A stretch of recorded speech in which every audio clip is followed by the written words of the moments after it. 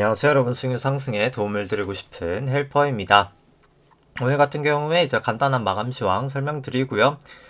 그 다음에 이제 프로그램 매매 간단하게 살펴보고, 그 다음에 이제 코스피 200 선물, 코스닥 일중 수급 차트 살펴보도록 하고요. 그 다음에 이제 9월 선물 만기 이후로부터 현 선물 수급 추이, 그리고 이제 연초 이후로부터 현물 수급 추이 간단하게 보도록 하고요.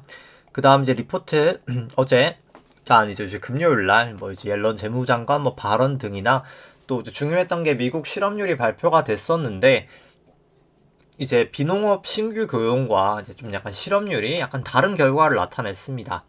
이제 그 부분이 이제 조금 어떻게 보면 좀 되게 중요한 부분이어가지고 그 부분 좀 설명드리도록 하고요. ISM 제조업, 비제조업이랑 나머지 부분도 좀 간단하게 두 가지 리포트로 좀 설명드리도록 하겠습니다.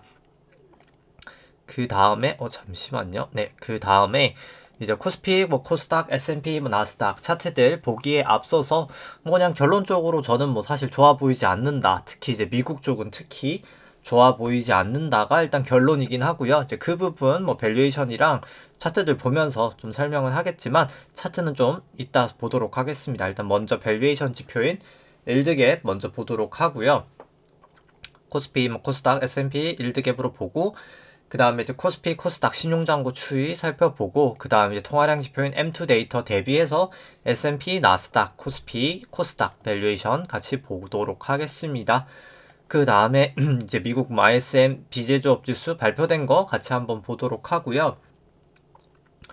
그 다음에 이제 일간 한국 수출액 대비해서 코스피 시가총액 밸류에이션, 그리고 글로벌 GDP 대비해서 이제 코스피, S&P 밸류에이션, 그 다음에 이제 하일드 스프레드 좀 같이 한번 좀 보도록 하고요.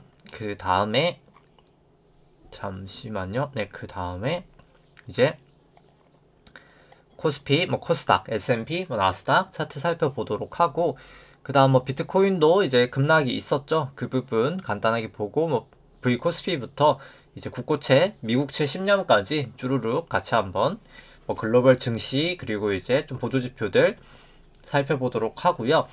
그 다음에 이제 보유하고 있는 뭐 키스코 홀딩스, 그리고 이제 현대해상, 그리고 이제 우리 금융지주 세 종목들 보도록 하고요. 뭐 개인적으로 저는 뭐 나중에 말씀드리겠지만 이제 여기서 나스닥 숏을 하고 있어서 뭐 사실 네, 잘 이제 수익은 거두고 있습니다. 여기서 나스닥 선물하고 이제 옵션 매도를 했던 게 있어가지고 오히려 저는 국내 쪽 주식보다는 이제 나스닥 자체가 저는 좀 메인 포지션이다라고 보시면 될 것 같고요. 그 다음에 이제 오늘 월요일이기 때문에 이제 삼성전자, 롯데케미칼, 우리금융지주, 하나, JB, KB, 신한지주, 그리고 애플 종목들 살펴보도록 하고, 그 다음에 이제 유동성 지표들 좀 업데이트된 거 있고, 이제 증시는 저는 뭐 사실 미국, 특히 이제 미국 쪽은 고점을 쳤다라고 봅니다. 국내 쪽도 뭐 사실 단기 반등은 있을 수 있겠지만 더 빠진다고 보고요. 뭐 그 부분을 조금 이제 매크로적인 측면에서 같이 한번 좀 마지막으로 좀 보도록 하겠습니다. 그리고 제가 좀 계속 목이 안 좋아가지고 그 부분은 좀 양해를 부탁드리고요. 그리고 좀 전달 드릴 게 있는 게, 제가 수목금은 좀 개인적인 일정이 있어서 좀 휴방 예정입니다. 그래서 내일까지만 좀 방송하도록 하고요. 일단 뭐 증시 같은 경우에 이제 오늘 코스피 한 0.2% 정도 상승이 있었고요. 코스닥은 한 0.6% 정도 하락이 있었습니다. 이 검은 색깔 선이 이제 코스피 200이고요. 이 파랑 색깔 영역과 빨간 색깔 영역이 프로그램 이제 순매도 구간, 순매수 구간인데 뭐 오늘 거의 유사하게 흘러가긴 했었고요. 이제 프로그램 매수 같은 경우에는 외국인 한 1,400억 정도 매수가 있었고, 기관은 한 550억 정도 매수가 있었습니다. 일중 수급 같은 경우에는 이제 코스피 같은 경우에는 기관이 한 1,500억 정도 매수가 있었고요. 외국인 한 47억 정도 매수, 개인이 한 1,700억 정도 매도가 있었습니다. 코스피 200 선물 같은 경우에는 외국인이 한 4천억 정도 매수가 있었고요. 개인이 한 460억 정도 매도, 기관이 한 3,600억 정도 매도가 있었습니다. 코스닥 같은 경우에는 개인이 한 3,700억 정도 매수가 있었고요. 기관 1,200억 매도, 외국인이 한 2,600억 정도 매도가 있었습니다. 누적 수급 같은 경우에는 9월 이제 선물 만기 이후로부터 이제 외국인이 한 1.4조 정도 매수 중이고요. 개인과 기관은 매도 중이고, 선물 같은 경우도 외국인이 한 2.6조 정도 매수 중입니다. 근데 이제 목요일 날 선물 만기잖아요. 이제 그 다음에 과연 외국인 수급이 선물 쪽이 이제 없어질 텐데 이게 이어질까? 이제 그게 가장 중요하다라고 보여주고요. 뭐 저는 여러 가지 매크로 상황상 이어지긴 어렵다. 그래서 이번 주 목요일 이후로 국내도 약간 추세 전환은 될 것 같다. 그리고 언제 돼도 뭐 이상하진 않다라는 생각입니다. 연초 1호부터 수급을 봤을 때는 개인이 70조 정도 누적적으로 매수 중이기 때문에 뭐 수급은 저는 뭐 상당히 좋지 않다라고 생각을 하고요. 뭐 코스닥은 뭐 시간 관계상 오늘은 차트 보여드리기만 하고 설명은 생략하도록 하겠습니다. 중기 추세는 크게 다르지 않고요. 그 다음에 이제 금요일 날 이제 미국 옐런 재무장관이 이제 인플레이션 뭐 일시적으로 현상 간주하는 것을 중단해야 된다라고 주장을 했습니다. 뭐 사실 뭐 저는 뭐 파월이든 옐런이든 뭐 일시적이지 않은 거를 몰랐다라고 생각하지 않고요. 이분들 그냥 어떻게 보면 의도대로 그냥 좀 약간 인플레이션은 만들어졌고, 이제 향후에 이제 저희가 어떻게 대응해야 될지는 좀 뒷부분에 설명을 하도록 하겠습니다. 뭐 저는 절대 이분들이 일시적인 거를 몰랐다라고는 정말 생각하지 않고요. 뭐 이제 블러드 세인트 루이스 연은 총재분 같은 경우에 뭐 계속 매파적인 분이어가지고 테이퍼링 속도 높이고 싶을 거라고 발언하면서 계속 좀 매파적인 발언을 하고 있습니다. 이 부분은 조금 이따 뒤에 설명드리도록 하고, 미국 11월 ISM 비제조업 지수 이제 서비스라고 보시면 되고요. 예상치 65를 상회하면서 69.1%를 기록을 했습니다. 이제 아무래도 서비스는 이제 좀 많이 코로나 때문에 영향을 받았었잖아요. 이제 그렇다 보니까 그 부분이 이제 조금 뒤늦게 회복이 되고 있다라고 보시면 되고요. 이 파란 색깔이 ISM 비제조업 지수 추세라고 보시면 됩니다. 현재 이제 상당히 높아진 걸 보실 수가 있고, 뭐 추세 자체가 뭐 더 올라가기는 저는 좀 어려워 보이지 않나. 근데 이제 그럼에도 불구하고 일단 뭐 지금 당장은 추세가 좋다. 근데 이제 꽤나 많이 상승한 것 같다라고 보실 수 있을 것 같고요. 이제 보시면은 이제 제일 중요했던 게 이제 11월 비농업 붐은 이제 신고 고용이 나왔었습니다. 예상치는 55만 명이었는데 실제로는 21만 명이 증가한 거예요. 그래서 뭐지 이게 고용이 왜 안 좋았을까라고 하는데, 또 역으로 11월 실업률은 예상치가 4.5%였는데 4.2%가 또 나왔거든요. 그럼 뭐가 맞지? 인데 중요한 것은 실업률이 맞는 겁니다. 그럼 이제 왜 실업률이 맞을까라고 생각을 해보면 실제로 가계 대상 조사에서는 이제 이 비농업 부분 신규 고용이 이제 21만 명이라고 했잖아요. 근데 이건 이제 기업이 조사를 한 거고요. 뭐 예를 들어서 뭐 삼성전자랑 뭐 이런 회사들 다 합쳐가지고 너희들 고용 얼마나 했어? 했더니 21만 명 고용이 됐습니다라고 조사가 된 거예요. 근데 실제로 이 가계조상 이제 실업률 같은 경우에는 가게들한테 다 전화를 해가지고 너희 실업자니? 라고 물어봤을 때 아니요 저희 실업자 아닌데요? 라고 하는 거를 이제 고용으로 생각을 하는 거죠. 근데 이제 그게 이제 맞을 수밖에 없는 게, 뭐 예를 들어서 단적으로 뭐 제가 삼성전자를 다니다가 그냥 뭐 어떤 이유가 됐든 다니다 그냥 퇴사를 하고 이제 뭐 배달의 민족이든 뭐 쿠팡이츠든 뭐 어디든 이제 뭐 배달 라이더가 된 겁니다. 근데 그러면 이제 그거는 실제로 고용 지표에 잡히진 않거든요. 기업들한테는 전 그냥 퇴사한 사람에 불과하니까요. 고용으로 잡히진 않는데, 실제로 저한테 전화로 왔을 때 당신은 실업자신가요? 라고 하면 저는 실업자가 아니잖아요. 저는 이제 라이더로 실제로 근무를 하고 있고 일을 하고 있기 때문에 저는 실업자가 아닌 거죠. 그래서 약간 좀 사회 환경 자체에 대한 좀 반영이 안 되고 있다. 실제로 이제 뭐 파월 같은 경우에 이제 뭐 고용이 낮아서 안 좋다라고 하지만 실제로 고용은 좋다라고 보시면 됩니다. 실제로 그래서 21만 명이 아니라 실제로 고용은 113만 명, 상당히 잘 나왔다. 실업률도 4.2%이기 때문에 뭐 더 사실 실업률이 이제 내려가기도 어렵다. 뭐 거의 그 정도 수준까지 왔다. 실업률 이제 역축으로 돼 있네요. 실업률이 역축이 아니라 그냥 실업률로 보더라도 이 파란 색깔이 실업률인데 뭐 상당히 거의 뭐 과거들 저점 수준까지도 내려온 상황이다. 상당히 낮은 수준이다라고 보시면 될 것 같고요. 그래서 뭐 더 이상 뭐 고용 때문에 핑계 대기도 연준이 어려운 상황이 돼버렸다라고 보시면 될 것 같습니다. 그 다음에 이제 차트는 나중에 살펴보고 밸류에이션 지표부터 살펴보면 코스피 일드갭부터 보면 파란 색깔이 이제 코스피 차트고요. 빨간 색깔이 이제 코스피 안에 있는 기대 수익률, 주식의 기대 수익률, 이제 국고채 10년 금리로 차감을 한 겁니다. 높을수록 저평가, 낮을수록 고평가고요. 뭐 최근에 많이 빠졌었기 때문에 좀 올라오긴 했지만 여전히 밸류에이션 부담은 있어 보인다라고 생각을 하고요. 그 다음에 이제 긴 시계열로 봤을 때도 우리나라 뭐 엄청 비싼 건 아닙니다만 밸류에이션 부담은 있어 보입니다. 그리고 이제 금리로 나눈 게 차감한 게 아니라 나눈 이제 페드 모형이라고 하는데 페드 모형으로는 조금 더 밸류에이션 부담이 더 있어 보인다라고 생각을 하고요. 그 다음에 이제 코스닥 부분 같은 경우도 2018년 정도 밸류에이션까지 왔기 때문에 저는 부담이 있어 보인다 생각이 됩니다. 상대적으로 코스닥이 더 밸류에이션 부담이 있어 보인다 생각을 하고요. 그 다음에 이제 코스피랑 S&P 같이 이제 돼 있는 일드갭 같은 경우에는 미국이 우리나라보다는 훨씬 더 밸류에이션 부담이 있고요. 이제 뭐 미중 패권 문쟁도 끝이 나는 단계고 양적 완화도 끝이 나고 있는 단계이기 때문에 할인율이 이제 낮아지면서 미국 증시가 많이 높아졌었는데 양적 완화 때문에 이제 그게 이제 다 끝나가는 파티가 이제 끝났죠. 끝난 상황에서 미국 밸류에이션 계속 유지는 되게 어렵다 보고요. 키 맞추기를 하면서 미국이 상대적으로 저는 조금 더 많이 하락을 하리라 생각을 합니다. 그래서 뭐 나스닥 숏하고 저는 코스피 롱 이렇게 롱숏으로 하고 있고 실제로 비중 자체는 나스닥 숏이 훨씬 더 많이 있는 상황이고요. 제가 뭐 이제 상황에 따라서 조금씩 조절을 하고 샀다 팔았다를 하고 있지만 일단 뭐 전체적으로 최소 뭐 1.5배에서 전 한 3배 정도는 숏을 더 많이 하고 있긴 합니다. 이제 주식에 비해서.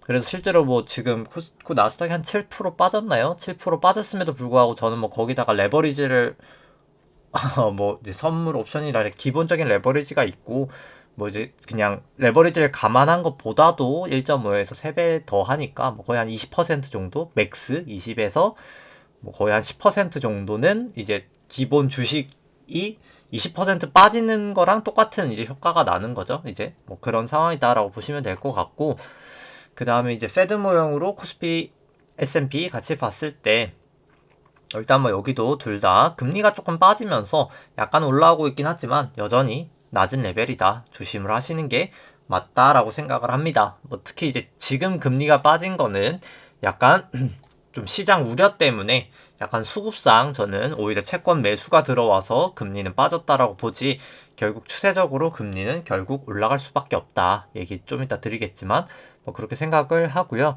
그 다음에 이제 신용잔고 추이 같은 경우는 코스피 코스닥 합산 같은 경우엔 22조 5천억 정도 되면서 계속 감소를 하고 있습니다. 좋지 않은 시그널이죠. 고점을 치고 이렇게 빠지고 있다는 것 자체가 뭐 사실 가장 좋지 않은 시그널이고요. 레벨 자체가 아직 높은데 높은 수준에서 이렇게 빠진다는 것 자체가 수급 자체가 계속 사라진다는 겁니다. 신용잔고를 코스피 시총으로 나눈 것도 계속 빠지고 있죠. 상당히 좋지 않다라고 생각이 되고요.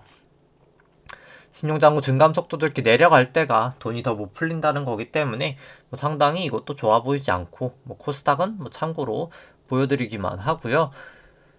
그 다음에 이제 S&P를 통화량 지표인 M2로 나눈 데이터는 높을수록 고평가, 낮을수록 저평가인데 뭐 이것도 상당히 높은 구간이기 때문에 조심하시는 게 필요하다. 나스닥도 마찬가지고요. 뭐 코스피도 뭐 이제 2018년 고점 치고 빠지는 부분이기 때문에 그 정도 레벨에서 뭐 코스닥이랑 똑같이 조심해야 될 구간이다 라고 생각을 합니다. 그 다음에 잠시만요. 녹화하고 있는 게 떠버렸는데 그 다음에 이제 뭐 ISM 같은 경우는 아까 이제 봤었고요. 이제 일간 한국 수출액으로 이제 코스피 시가총액을 나눈 데이터 같은 경우에는 과거 고점들 넘었다가 이제 빠지고 있는 추세이기 때문에 뭐 수급은 이제 수급이 아니죠. 이제 추세가 이미 깨졌다. 좋지 않은 추세다라고 생각을 하고 이제 코스피 시총과 글로벌 S&P 이제 S&P를 글로벌 GDP로 나눈 수치 같은 경우에는 과거 고점들이 이미 다 넘은 상태이기 때문에 뭐 여기는 추세가 꺾이진 않았지만 일단 레벨 자체가 부담이 있는 상태다. 이제 증시 레벨이 부담이 있는 상태다라고 생각을 하고요. 이제 미국 하일드 스프레드 같은 경우에 200일 이동평균선 넘어서 장기적인 추세도 이제 위험 회피로 돌아섰고 120 이동평균선도 넘어버렸기 때문에 위험 회피로 돌아섰고, 단기 이동평균선, 52 이동평균선도 이미 넘어버렸기 때문에 정말 이제 사실 조심을 하셔야 될 구간이 왔다라고 저는 생각을 합니다. 그 다음에 이제 차트를 봐야 되겠죠. 차트를 이제 국내 쪽부터 살펴보면, 뭐 오늘 같은 경우에 그냥 시간 관계상 국내는 그냥 코로나 저점 이후로만 보도록 하겠습니다. 이제 엘리어트 파동상 이제 코로나 저점 이후로부터 여기까지가 1파, 여기가 2파, 여기가 3파, 여기가 4파, 여기가 5파라고 보여지고요. 이제 과거에 이제 올라가면서 이렇게 검증을 할 수 있었죠. 이제 채널링으로 이제 2파랑 4파 저점을 그어서 3파 고점에다가 이제 올려놓으면 이게 고점 다였기 때문에 채널은 유효해서 여기가 5파다라고 좀 사전적으로 알 수가 있었고요. 여기 이제 깨지고 깨질 때 매도가 가능했었고, 그 다음 여기 A파로 떨어지고 여기가 B파 올라가고 여기가 1, 2, 3, 4, 5로 C로 빠지면서 A, B, C가 큰 A로도 이제 빠지게 됐었습니다. 이제 이것도 사전적으로 5파에서 B파를 그어서 그 다음에 여기 A파에 올려놨을 때 여기도 저점 다였기 때문에 뭐 채널은 유효했었고, 여기를 이제 깨졌을 때 C가 이제 거의 끝나갔고, 그 다음에 이제 다시 이제 올라갈 때 C가 이제 정말 완전히 끝났구나 라고 알 수 있었고요. 그 다음에 이제 4랑 4파 저점에서 A파 저점을 그었을 때가 이제 B파 그건데, 뭐 이제 여기가 이제 깨졌을 때 그래도 좀 매도를 할 수 있었는데 이제 좀 여기가 애매하긴 합니다. 지금이 조금 애매한 상황이라고 보는데요. 뭐 여기가 이제 A파 끝이다 라는 것까지는 오케이인데, 이제 그럼 B가 이게 A, B, C로 끝이냐, 아니면 이제 A, B, C가 A고 그 다음 B가 떨어지고 이제 C가 더 가냐가 아직은 미정입니다. 뭐 사실 이게 확실히 알 수는 없고요.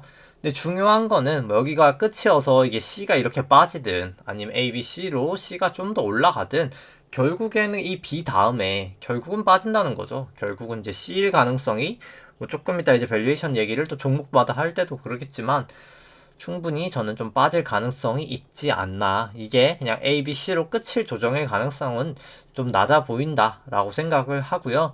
그냥 추세로 보더라도 50일, 200일 이동평균선 여기서 꺾이면서 일단 중기적인 추세는 이미 꺾여 버렸었고요. 지금 이제 전환선 기준선 상회하고 있지만 구름대 미치고 26일 프랭스팬도 호전됐지만 뭐 언제든 역전될 수 있는 상황이어서 저는 뭐 그렇게 좋아 보이진 않는다. 올라갈 수는 있는데 올라갔다가 어차피 결국 빠질 거 굳이 무리할 필요가 없는 구간이다 생각을 하고요. 뭐 코스피는 차트가 다르지 않기 때문에 뭐 설명을 생략하도록 하겠습니다. 코스피 같은 경우 여기 52 이동평균선 여기서 일단 계속 좀 저항을 보이고 있죠. 이제 여기를 넘어서느냐가 일단 1차적으로는 중요할 것 같고, 그 다음 이제 코스닥 같은 경우에는 전 여기 5파 고점 치고 여기 ABC 나오고 나서 여기가 이제 B고 결국 지금 C다라고 봅니다. 뭐 C의 1, C의 2, C의 3 정도라고 보고요. 결국에는 좀 빠진다 라고 봅니다. 뭐 코스닥 150도 뭐 마찬가지고요. S&P 같은 경우는 뭐 좀 중기적인 추세부터 보면은 2009년도 바닥 이후로부터 여기가 1파, 2파, 여기 3파, 여기 4파 이제 트라이앵글로 나오고 5파까지 쳐서 1, 2, 3, 4, 5 정말 2009년부터 기나긴 상승 파동이 저는 이제 끝이 났다라고 보고요. 그 다음에 이제 마지막은 이제 5파에 대해서 코로나 저점부터기 때문에 살펴보면 이제 여기까지가 여기는 1파, 여기가 2파, 여기가 3파, 여기가 4파고 마지막 진짜 마지막 5파에 대해서 5파에 대해서 여기까지가 1파, 여기가 2파, 여기가 3파, 여기가 4파고 이제 이건 로그 스케일 풀고 이제 저점과 저점을 좀 그어보면은 이제 여기랑 여기 이렇게 그어서 3파 고점, 2파랑 4파 저점을 그어서 3파 고점에다 올려놓는 거죠. 올려놓으면은 이제 원래 1차적으로 저는 여기서 다이고 나서 빠졌기 때문에 그러니까 다였을 때 그냥 매도를 했었고요. 이제 나스닥 기준으로 전 S&P는 안 하고 나스닥 숏을 하고 있기 때문에 많이 오른 만큼 나스닥이 가장 많이 떨어질 거라고 보고요. 여기 이제 했을 때 숏했다가 뭐 근데 결국 더 가긴 했습니다만 그냥 1, 2, 3, 4 오지 않았나 생각을 하고요. 뭐 지금 당장은 이제 빠지는 추세라고 보고 전환선 기준선 다 하회하고 9일 26일 프랭스팬까지도 다 역전이 된 상황에서 떨어질 때 또 거래량 터지는 걸 봤을 때 뭐 내려갈 확률은 상당히 높다라고 봅니다. 그리고 이제 여기서 더 올라가면서 고점은 여기였지만 이미 보조지표들은 계속해서 다이버전스였다는 것 자체도 하락의 신뢰도를 훨씬 더 높이는 거다라고 판단이 되고요. 그 다음에 이제 뭐 30분봉 정도로 살펴본다라고 쳤을 때 고점 치고 나서 한 60분봉 정도로 봐야 되겠네요. 이제 여기가 저는 이제 A, B, C로 한 파가 끝이 났다라고 보고요. A 파 나오고 여기 B 파 나오고 지금 이제 C의 어딘가를 가고 있다라고 봅니다. 근데 이제 여기가 겹쳐버리기 때문에 C의 1이고 여기가 C의 2고 아마도 지금 C의 3의 어딘가를 가고 있다라고 생각을 하고요.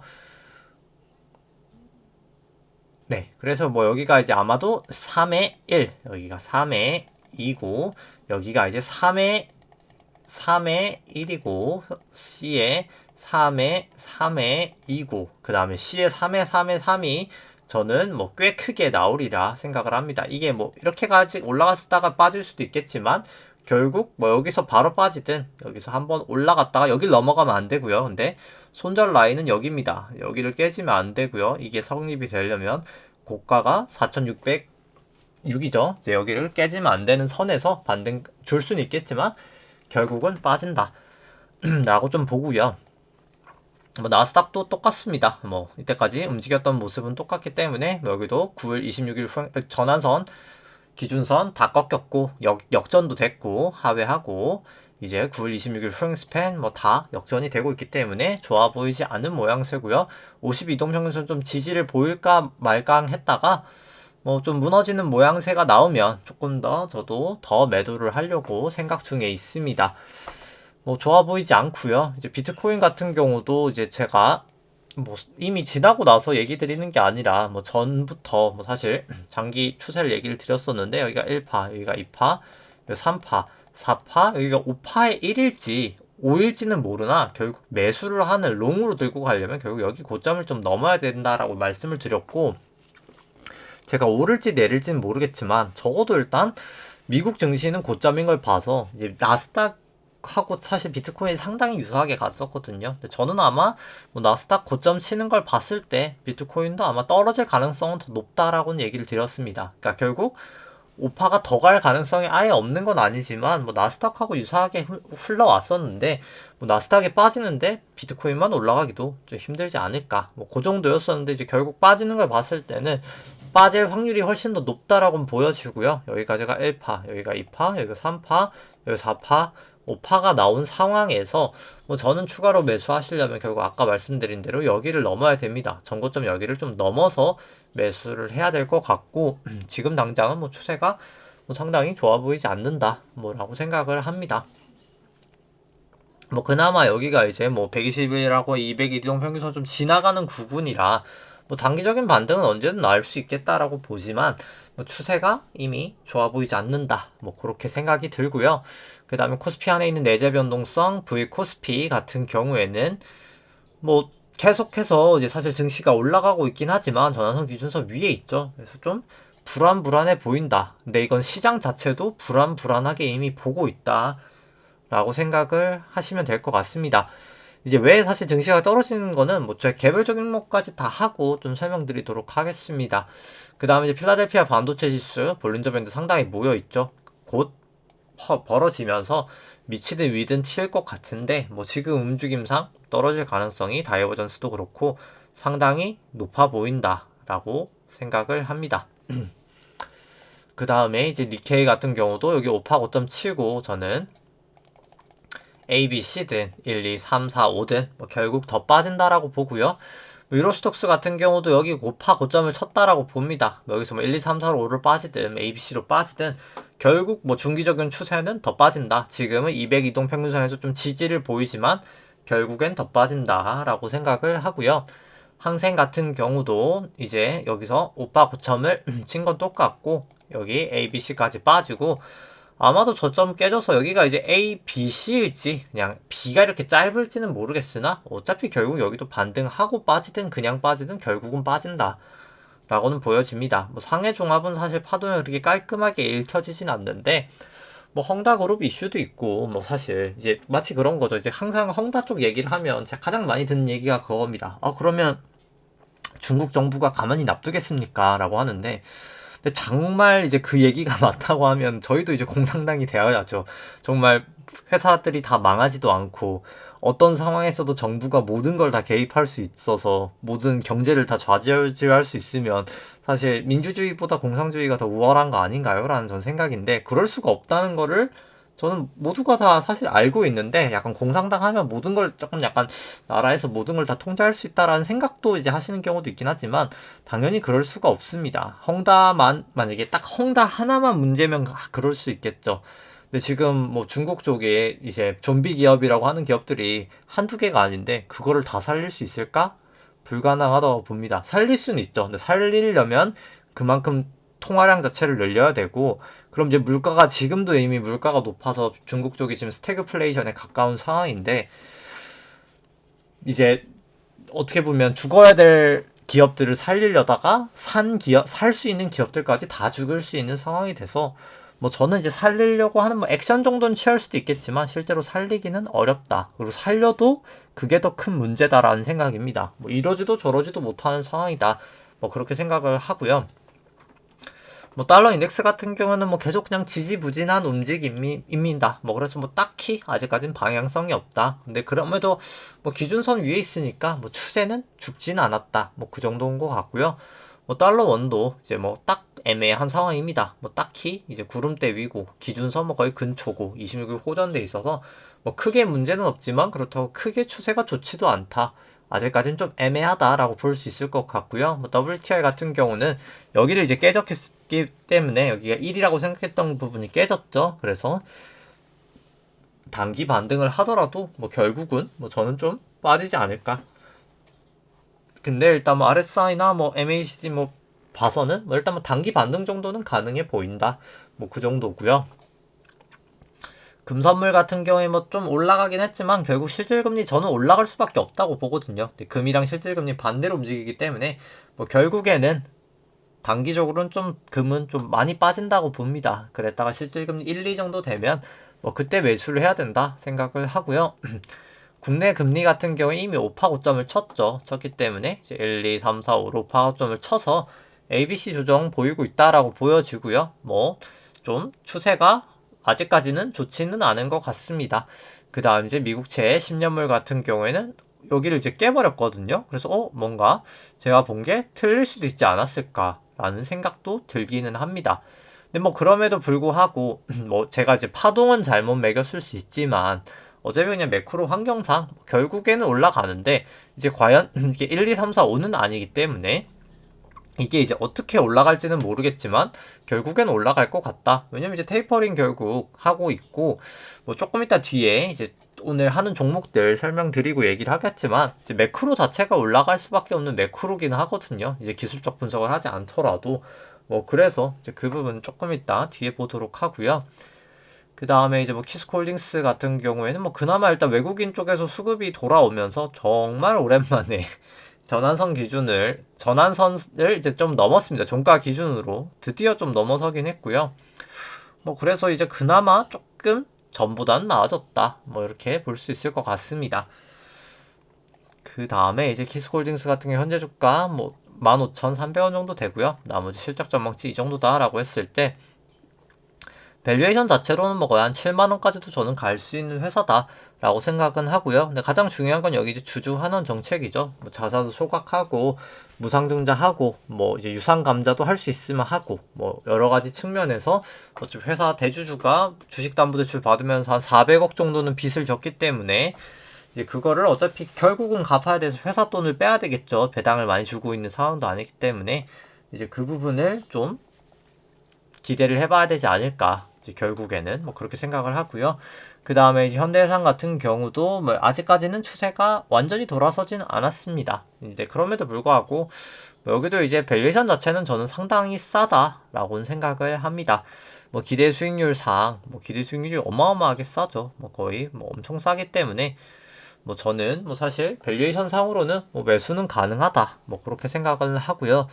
그 다음에 이제 우리금융 지주 같은 경우는 조금 이따 어차피 오늘 하는 종목이기 때문에 뭐 그때 설명을 이제 하도록 하겠습니다. 일단 순서 같은 경우에 오늘 뭐 삼성전자랑 쭈루룩 이렇게 보도록 하고요. 뭐 삼성전자부터 절대가치 평가부터 보도록 하겠습니다. 삼성전자 현재 주가 76,300원 정도 되고요.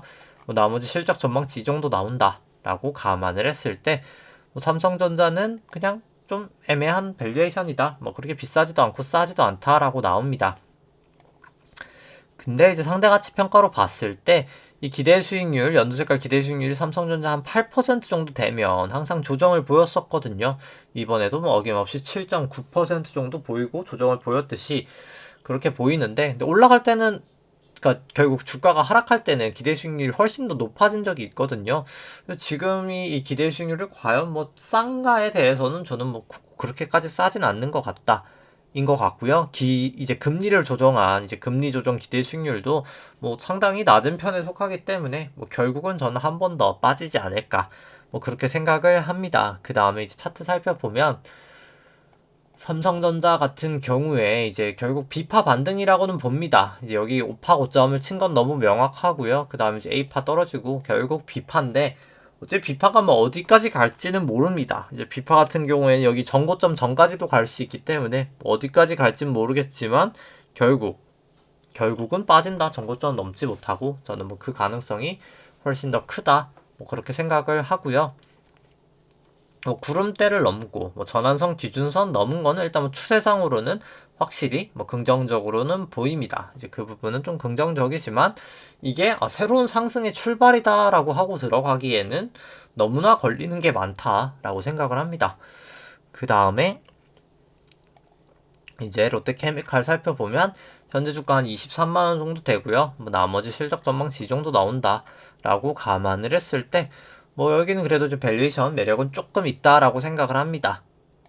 그 다음에 이제 상대가치 평가 살펴보면 롯데케미칼 같은 경우에는 뭐 그래도 기대 수익률로는 좀 싼 편이죠. 싼 편에는 속하는 건 맞고요. 그 다음에 이제 차트를 살펴보면 이제 여기도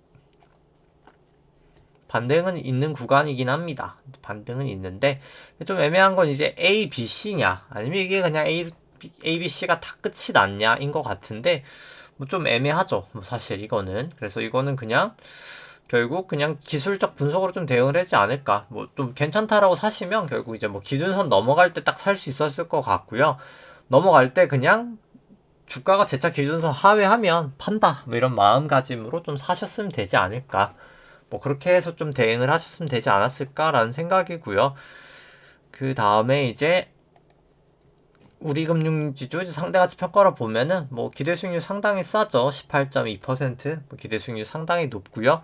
하나금융지주 같은 경우는 뭐 18% 정도 근처. 이제 17. 이제 아니네요. 이제 오늘 같은 경우 16.6. 확실히 좀 우리금융지주보다는 좀 비싸긴 하고요. 뭐 JB 같은 경우도 이제 17.3. 뭐 지방은행이기 때문에 상대적으로는 싸지만 우리금융지주보다는 비싸다. KB금융지주는 이제 리딩뱅크다 보니까 조금 더 낮습니다. 14.4.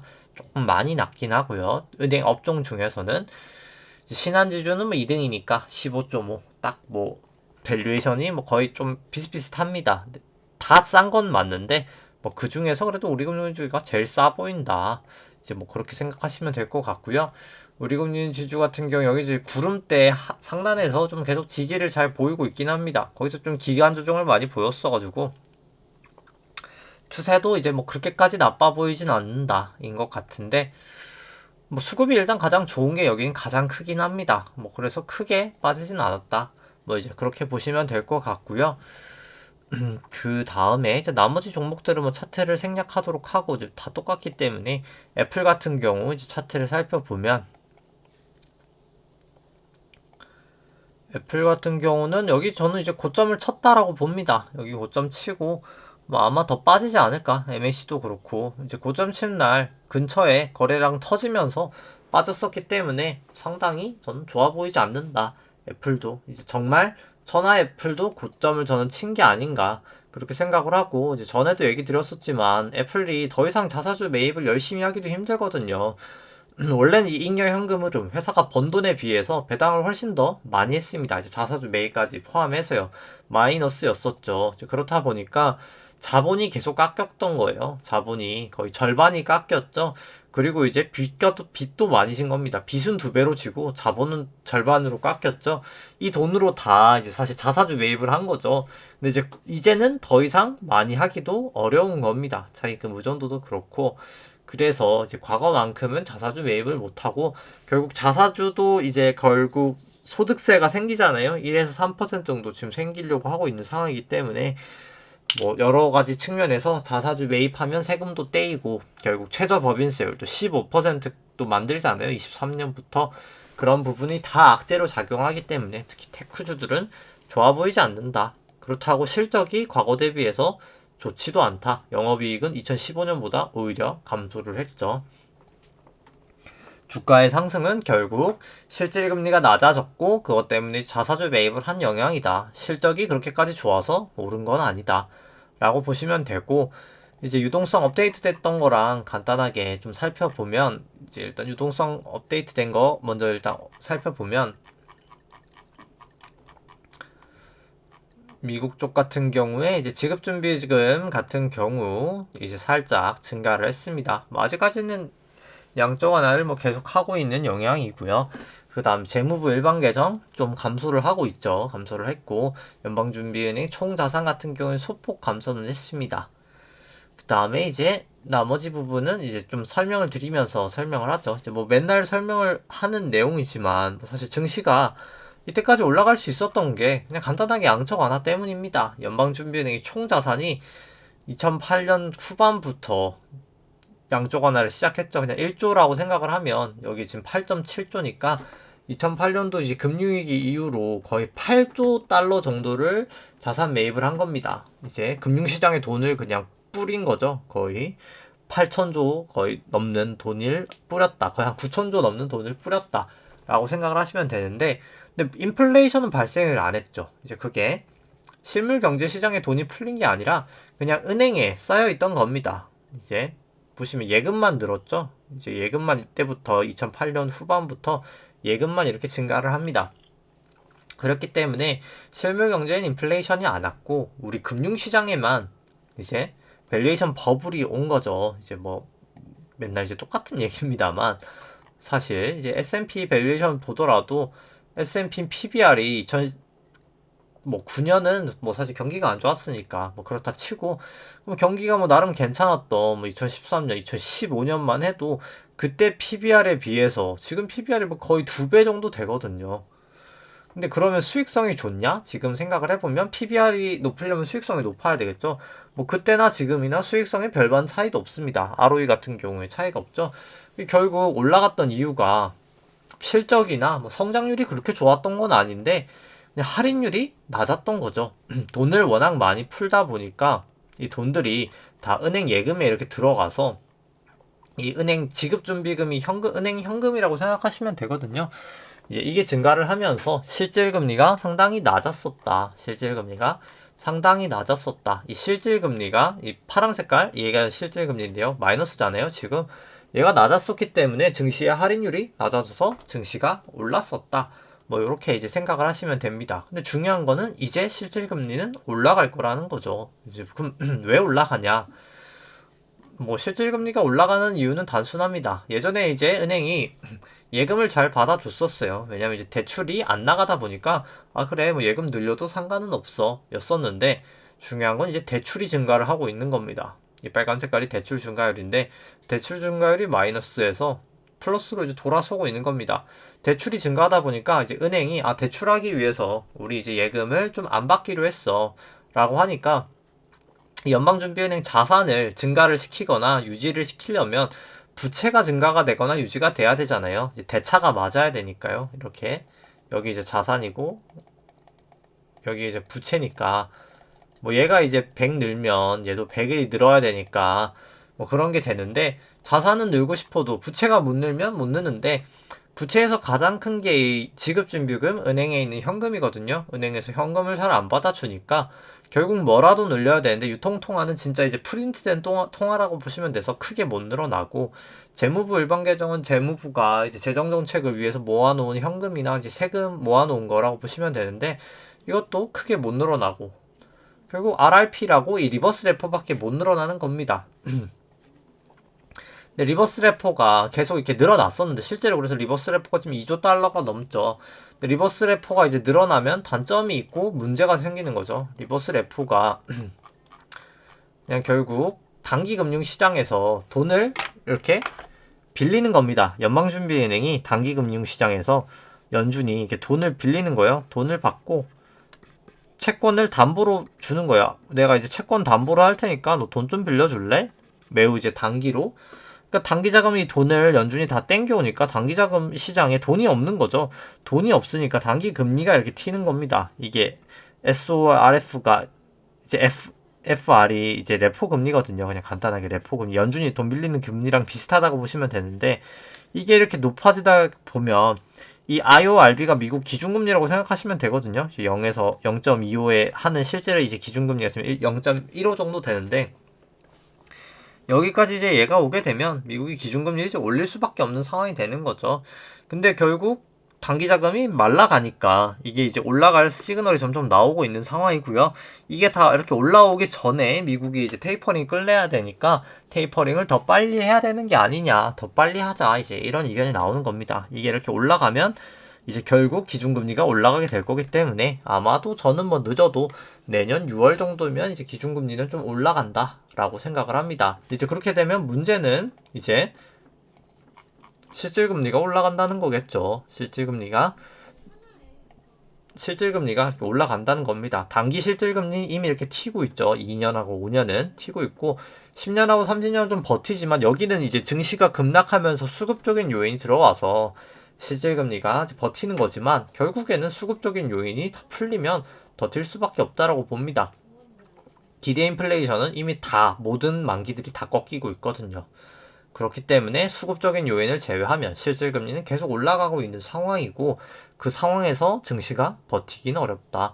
2009년부터 지금까지 증시의 랠리는 사실 할인율, 이 실질금리가 이끌어왔는데 이게 무너지는 순간 미국의 고밸류에이션 이런 이 엄청난 뭐 닷컴 버블 이후에 이 밸류에이션은 용인되기가 어렵다.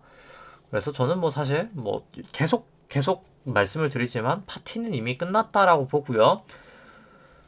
뭐 그래서 이제 나스닥 같은 경우 저는 뭐 그냥 여기서 숏을 이제 대규모로 걸어놓고 뭐 금요일 날 좀 다 청산을 했다가 이 바닥 부근에서 청산을 했다가 오늘 다시 조금 들어가 있는 상황입니다. 이제 그래서 전저점 다시 깨지면 조금 더 이제 들어가야 되겠죠. 이제 뭐 그렇게 하리라 생각을 하고 있고요.